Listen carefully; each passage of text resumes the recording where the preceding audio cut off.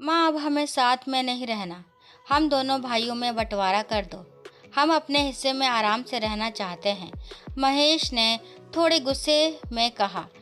पर बेटा, अभी तेरी शादी को 2 महीने भी ना हुए और तू अलग होने की बात करने लगा।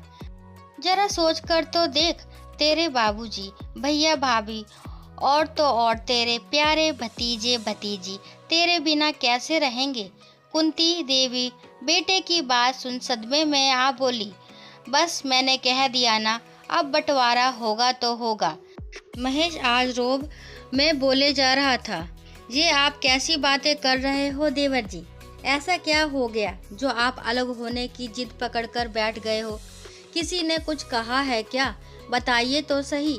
कोई दिक्कत होगी तो हम सुलझाने की कोशिश करेंगे, पर ये बंटवारे की बात आप मत कीजिए। बाबूजी और भाई का तो सोचिए। भाभी लता ये सब सुनकर बोली। उसकी आंखों में भी आंसू थे। हाँ माँ जी, आप हमें अलग कर दीजिए। मुझसे पूरे घर का काम अकेले नहीं होगा। आप सब बड़े बस हुक्म करोगे। मैं छोटी बहू हूँ तो सब मुझे ही करना पड़ेगा। मैं नहीं कर सकती, इसलिए हमें अलग होना। महेश की पत्नी तनु घूंघट सिर पर रखे आकर बोली, ये क्या कह रही है बहू? किसने कहा तुमसे के सब काम तुम्हें ही करनी पड़ेंगे? लता और मैं क्यों तुम पर हुक्म बजाएंगे?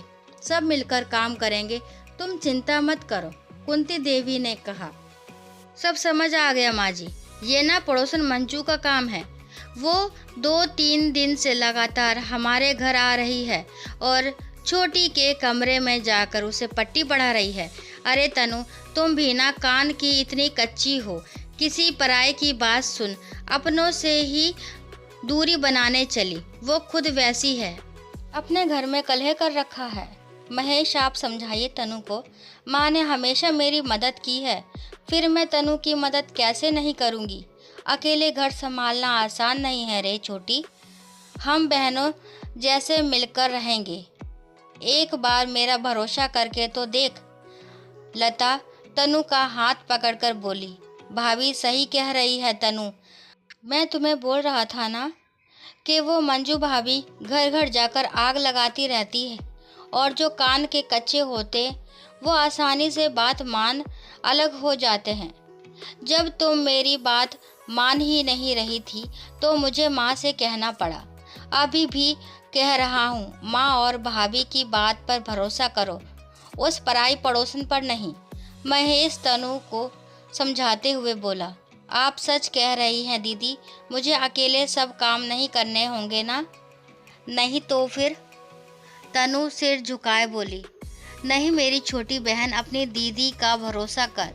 और हाँ, एक बात और, किसी की बात पर आसानी से भरोसा करने से पहले एक बार जांच परख ले, नहीं तो कान के कच्चे लोगों का सब कुछ बर्बाद होते वक्त ना लगता।